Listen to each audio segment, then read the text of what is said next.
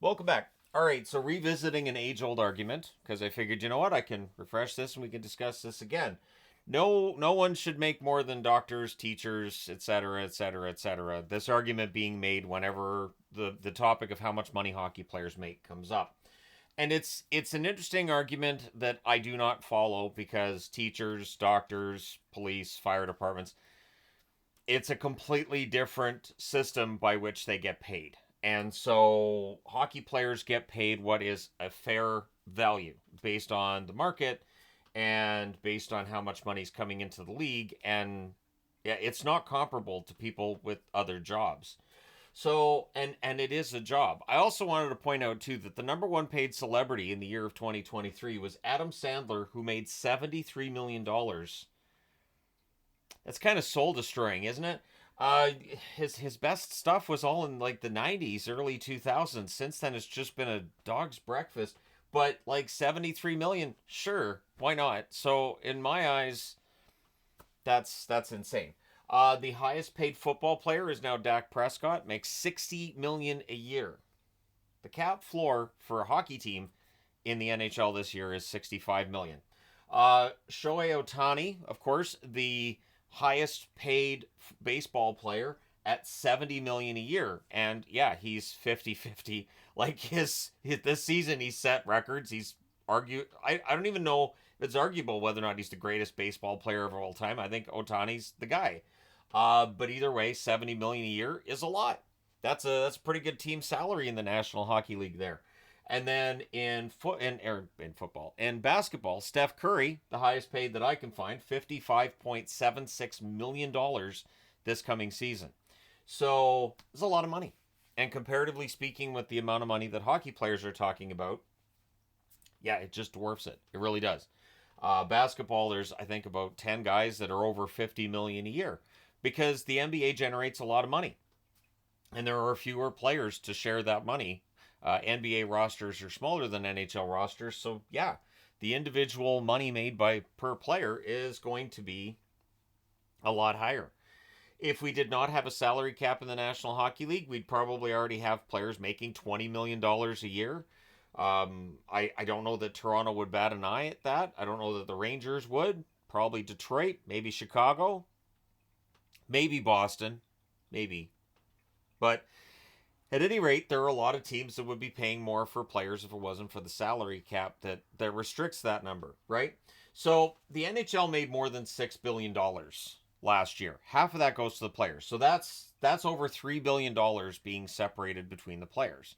It's a lot of money.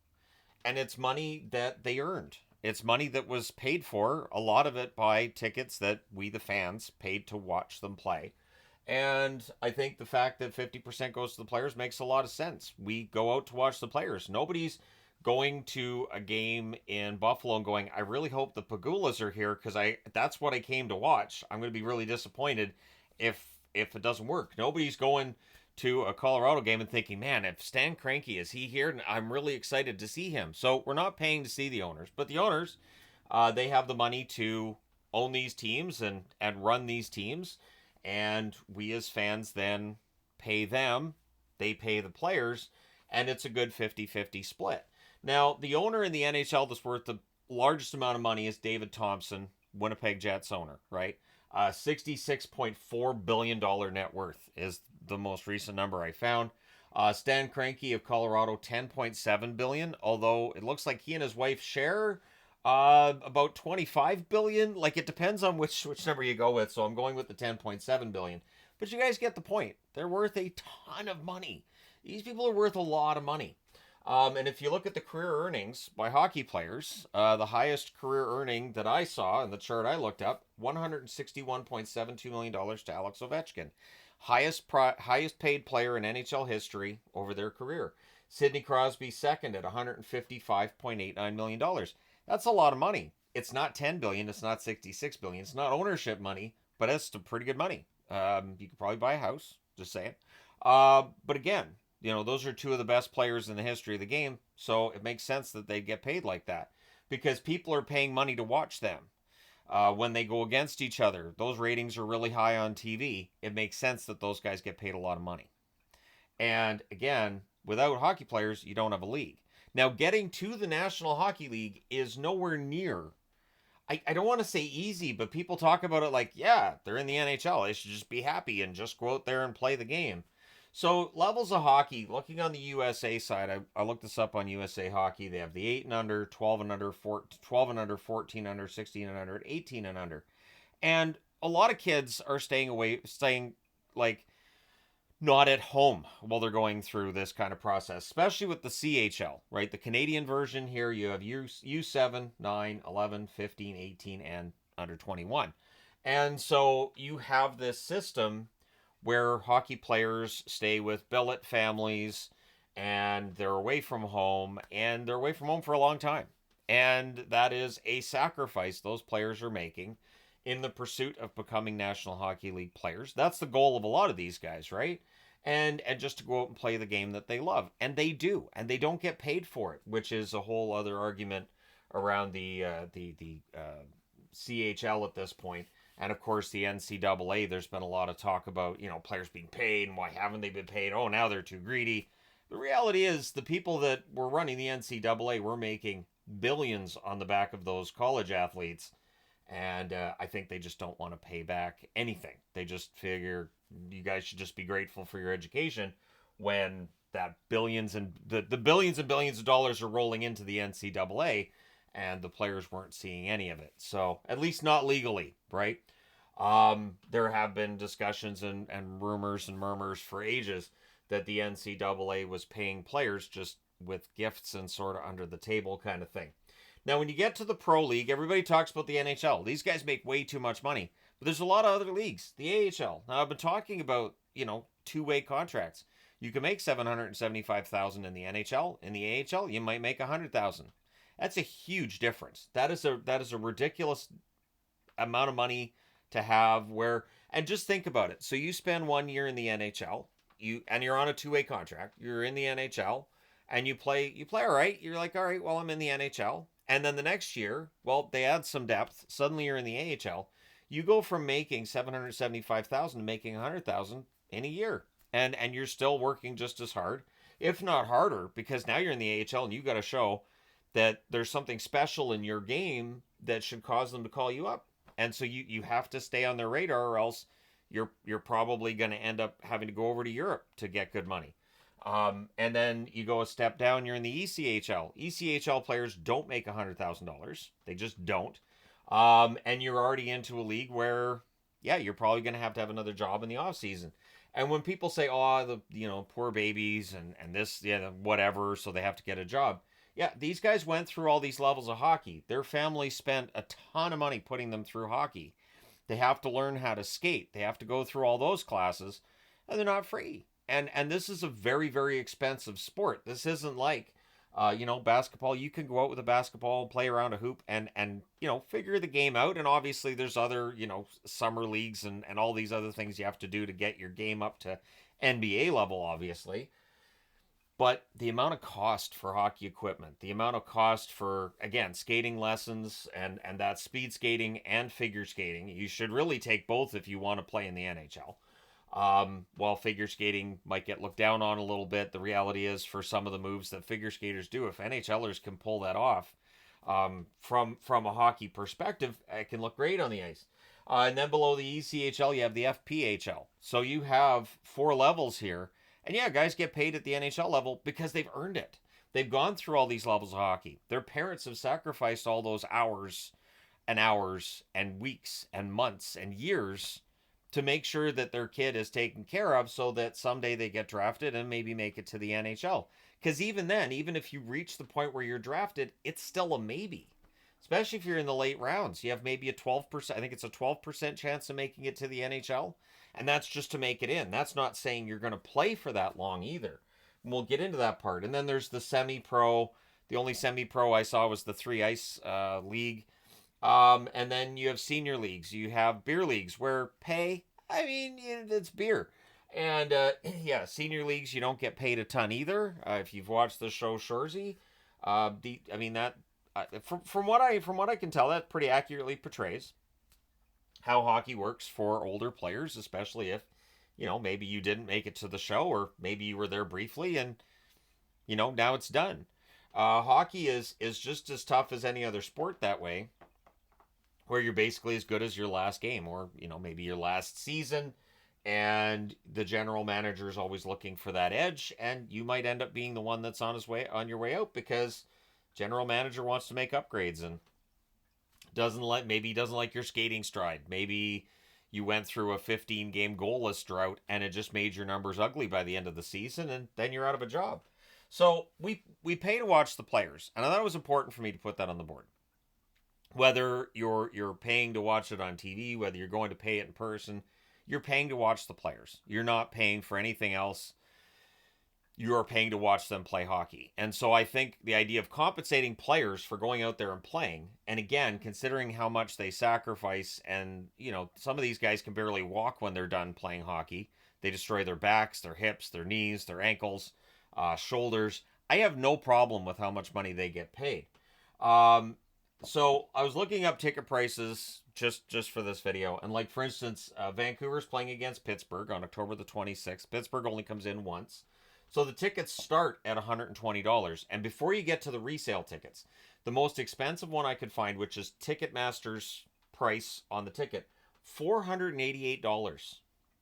So that's $488 you're going to pay for a ticket to watch Vancouver and Pittsburgh in October in a game that ultimately, it's a regular season game, but it's going to be forgotten by the time you get to Christmas unless something ridiculously awesome happens.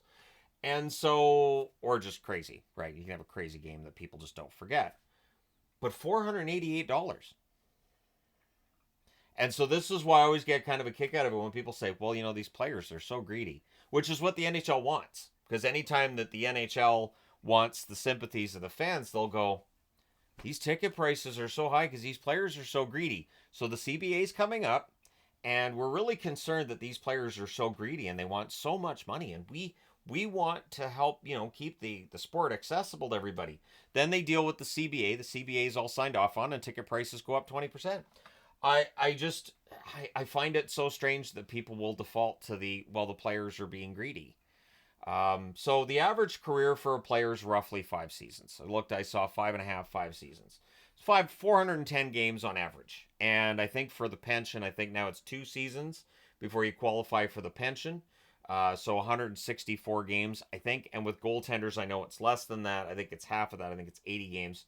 Defensemen play an average of 6.6 seasons in their career. Goalies, it's 4.2. Goalies is a shorter career.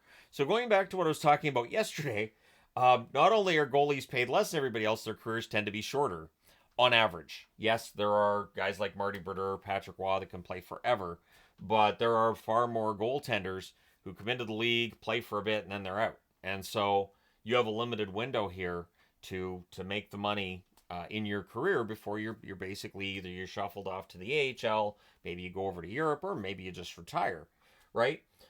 This is part of the reason why I've always said I totally understand a player staying in the NCAA, getting their degree, and then signing a pro contract. I think that is a really good idea. I wish that players would just commit to that, and that we as fans were conditioned to the idea that, hey, the education is important. Having that to fall back on is really, really important. Ken Dryden, as I believe a lawyer, right, has definitely shown that if you're really smart about it. Now, he also retired in his prime because he was like, I can't make as much money playing hockey as I can as a lawyer, so, there's that. But when you look at registered ice hockey players, so again, coming back to this idea of, well, they don't deserve it. They don't deserve that kind of money. All right, there are over 550,000 registered ice hockey players in the U.S. There are over 540,000 registered hockey players in Canada. There are over 100,000 in Russia. There are over 70,000 in Sweden. There are over 55,000 in Finland. There's over 30,000 in Switzerland, over 25,000 in Czechia, and over 20,000 in Germany. That's a lot of people. It's a lot of people playing hockey. So you've got, 18 players on a roster. You got 32 rosters. That's not very many jobs considering how many people are playing hockey. And not everybody out of this number obviously is going to think, well, I want to play in the NHL. I'm going to play in the NHL. But there are going to be a number of players who really that's the dream. That's where they want to be. and maybe they end up not being a fast enough skater. Maybe their shot's not good enough. Maybe they're too short. Maybe they don't have the physical intensity to play for the defensive battles. And so they start getting weeded out relatively early, too. So by the time you get into junior hockey, you're basically already either going to be a good draft pick and maybe NHL bound, or just maybe not. NCAA as well. For every success story that goes to the NHL, you're going to have plenty of other players who play in the NCAA that never get into a game in the National Hockey League. Don't get drafted, don't get signed. And so they're probably grateful for the experience, for the degree they get, but they don't get a cent of that National Hockey League money. So for the players who go through all of this and they make it to the top and they make it to that top league, I cannot come out and say they don't deserve to get paid. They don't deserve, because when people talk about teachers and doctors, it's a little bit disingenuous, because then the question I would ask is, I'd say, all right, but these are the greatest hockey players in the world that we have in the National Hockey League. So compare them to the absolute top paid in every field. And I don't think it's necessarily going to be as lopsided. And I don't think that, well, no, I don't think there's doctors and nurses and teachers that make 160 or 100 million in their careers. There might be some tenured professors at universities that make a pretty tidy living, and that's more along the lines of where you'd have to do that comparison. Just comparing it to, the teachers at my local elementary school. All right, well, the teachers at a local elementary school are more like the kids that don't make it to the National Hockey League, but those kids don't get paid for their hockey in general. I mean, there may be some examples and some, sometimes maybe they go to the FPHL, they make decent money. ECHL, I don't have the SPHL up there, but the Southern Pro League as well. You don't make a ton of money in the Southern Pro League. I think I saw like $250 a week, that kind of thing. So, I mean, it really is a matter of the top players get paid the top money. And in general, in most fields, the person who's the absolute top paid person in that field makes a pretty good living. So there you go. But the idea, I cannot get around the idea that hockey players are overpaid when I see how much money is being spent on talent and on athletes in other sports in North America. And that's just in North America. That's not even getting into like Premier League and European leagues and stuff, and the ridiculous fees that teams will pay to get a player. It's just the transfer fees are insane. And then we've got this quaint little hockey league where almost nobody makes more than $10 million. And if they do, well, they're really greedy. They shouldn't make that amount of money, when we're looking at North American sports where guys can make $60, $70 million in a season, because leagues generate a ridiculous amount of money and people are paying to watch those players. If you're going to a Dallas Cowboys game, you want to see Dak Prescott. So it makes sense that the Cowboys would pay him. They don't have a Super Bowl for it, but I mean, eventually the Cowboys should have one, I would think. But either way, Prescott's got his money. In the NFL, famously or infamously, it hasn't always been guaranteed money. Players have fought really hard for the guaranteed money, because NFL owners will cut corners wherever they can. And if that involves not paying a guy what they wanted, what they thought they were going to, they'll do that too, to cut some corners here and there. So I do not, and again, going back to the NHL's history, they tried to break the union multiple times. And so I don't mind players getting paid what they get, in part because, owners used to treat them like they were property. And you spend your entire career with one team because you had no right to free agency. You had no right to demand money. If you demanded money, you're just out. You're just out of work. You can't go anywhere else. There was no free agent market. So there was a time in the NHL where that's the treatment the players got. And so looking at the era we're in right now, I think it's great the players get 50% of the money made by the National Hockey League. And I think it's a good partnership between the league and the players. But it is bizarre when 50% of $6 billion goes to hundreds of hockey players, and the greed gets thrown at them for just getting what they were agreed to be paid. And the owners split that other $3 billion amongst themselves, plus whatever investments they've got elsewhere in other companies. and there's not nearly as much fervor about how greedy the owners are. But it's just the nature of the way things are. But I wanted to talk about this today. It's just one of those things that when it comes up, I feel like, I want to talk about this a bit, because playing hockey is very, very difficult. It takes a lot. And these guys sacrifice their body, their health, and I think them being paid for it makes a lot of sense. And so I don't compare it to local teachers, because that's really apples to oranges.